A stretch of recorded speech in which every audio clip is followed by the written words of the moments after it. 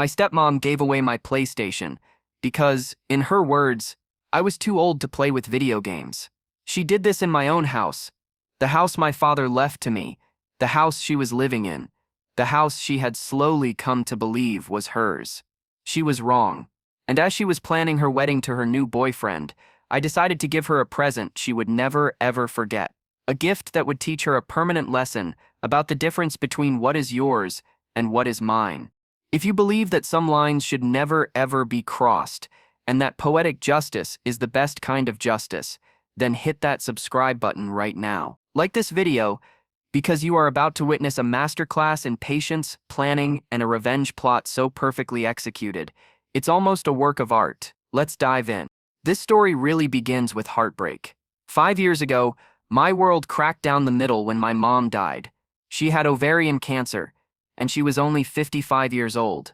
My dad was completely shattered. They'd been inseparable since college. A perfect match, born in the same year, with him just a month older. Her death didn't just break his heart. It felt like it broke his spirit, like a vital piece of him had been carved out and would never grow back. I was 17 at the time, an only son, watching the strongest man I knew crumble. And that Seps when Grace appeared. Grace was my mom's nurse during her final days in the hospital, and she was perfect, too perfect. She had this practiced empathy, this way of saying all the right things, of being a pillar of quiet strength for my grieving father.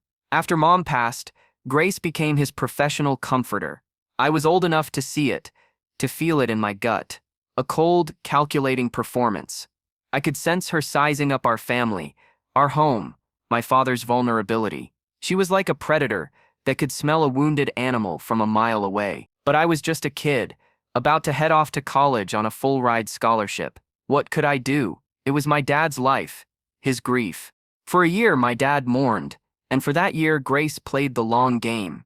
She'd call every month or so, just to check in.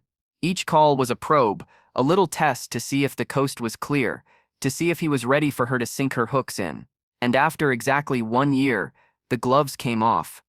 Grace, who was only 40 at the time, went after my 56-year-old father with the focus of a heat-seeking missile. I have to admit, a part of me was relieved. My dad started to smile again. He wasn't walking around like a ghost anymore. So, I tried. I really did. I pushed down my suspicions and tried to give her the benefit of the doubt. But my gut never lies. It screamed that this woman was a fraud. But we're Scandinavian, and in my family, there's an unspoken rule. The son does not tell his father how to live his life. You don't question his judgment. So, I kept my mouth shut. Grace, for the record, is from the Czech Republic, and she clearly knew what she was doing. My father had been a very successful banker, amassing a significant portfolio of wealth, and Grace had a nose for it. Within 6 short months of dating, they were married. But the marriage didn't fix my dad. He never truly got over my mom.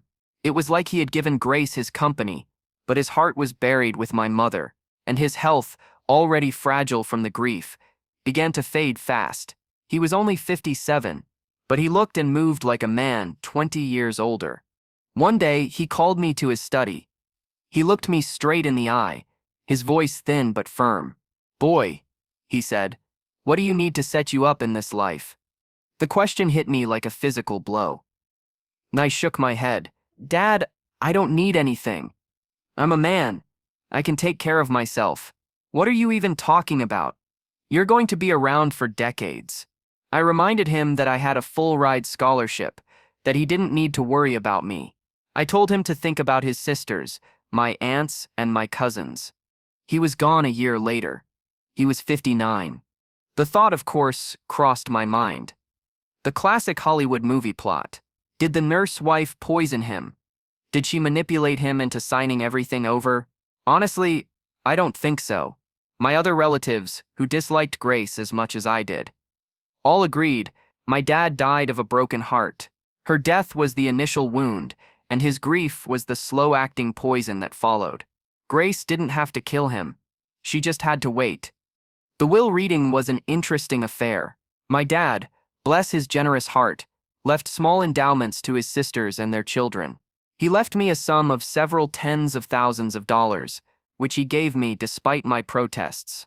And he left Grace the lion's share of his liquid assets, about 80% of his money, amounting to several hundreds of thousands of dollars. And then there was the house. His 5-bedroom home, in an extremely upscale and trendy part of the city. A place where houses are worth a fortune. He left it entirely and unequivocally to me. I watched Grace's face as the lawyer read that part. For a split second, the mask of the grieving widow slipped. Beneath it wasn't sadness. It was pure, unadulterated rage.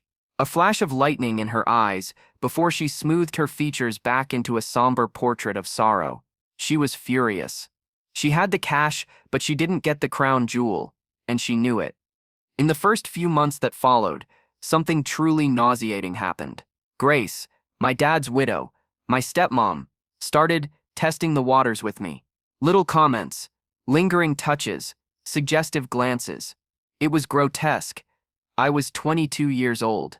She was trying to figure out if she could secure her position in the house by latching on to the new owner. I shut that down so hard and so fast, it was unmistakable. But she stayed. She had lived in that house for 3 years, acting like she owned it. And since I was away at college, only visiting every couple of months to see my cousins nearby, I let her. I never mentioned the house was mine. I never asked for a cent of rent. And slowly I think she forgot. In her mind, the house had become hers through sheer force of will. She probably thought I was some independently wealthy kid who would just let her have it. She saw my silence as weakness. She mistook my patience for foolishness. The final straw, the thing that ignited the fuse on the hydrogen bomb I was about to build, came about 5 months after my dad was in the ground. I came home for a weekend and found her there with her new boyfriend, some sleazy-looking D-bag named Ivan, who was only a few years older than me. They were lounging in the living room, acting like they were the lord and lady of the manor, and I was some distant relative who had dropped in unannounced. I played along. I smiled. I was polite. Then Grace, with a dismissive wave of her hand, said, "Oh, by the way, I gave your old PlayStation 4 to Ivan's cousin. You're too old to be playing with video games anyway." Time seemed to slow down. I just stared at her. She gave my property away to some stranger's cousin I'd never even met. The sheer breathtaking arrogance of it. The absolute disrespect. It wasn't about the console. I barely used it. It was the principle. It was a declaration. She was telling me, "This is my house now. Your things are my things. Your history is irrelevant." I smiled. A tight, cold smile. She completely misinterpreted. "Oh, okay," I said. But inside a switch had been flipped. The time for being the quiet, respectful son was over. The game had changed. That very day, I quietly changed all the passwords to the home network. It was the first small step. A week later, she sat me down again, a triumphant look on her face. "Ivan and I are getting married," she announced. "I just can't mourn your father forever, you know. I have to move on with my life." I offered my congratulations, my face a perfect mask of polite interest. Then, I dropped my own news. "That's wonderful, Grace. Actually, I have some news too. I've graduated and I just got a job with a firm here in the city. I'll be looking for a new place to live soon." Her eyes lit up. She was practically vibrating with joy. This was it. The final piece of her puzzle was falling into place. The annoying stepson was finally leaving, handing over her house for good. Then she delivered the line that sealed her fate. In her most patronizing, saccharine voice, she said, "Oh, honey, that's wonderful. But you know you always have a place in our house. You are welcome to stay whenever you please." Our house. I had to physically stop myself from laughing. The generosity, offering me a place in my own home. "Thanks, Grace," I said. My voice smooth as glass. "That's really kind of you. I'll probably have a new place sorted in about 3 months." "Oh, that's perfect," she gushed. "Because Ivan and I are going to my homeland, the Czech Republic, for the wedding and our honeymoon. It's a long trip, about 3 months in total. It sets just a small local affair. Otherwise, I'd invite you, honey. And anyway, I know you're so busy." Then she leaned in, conspiratorially. "Could you do me a huge favor? Could you watch the house for us while we're gone? Watch the house. My house. It was the most beautiful, ironic, perfect request I had ever heard in my entire life. Of course, I said, making sure my expression was one of pure sincerity. I will take care of the house. Notice I was very careful not to say your house. She and her D-bag fiancé left a week later, no doubt dreaming of the life they would build together with my father's money in my father's house.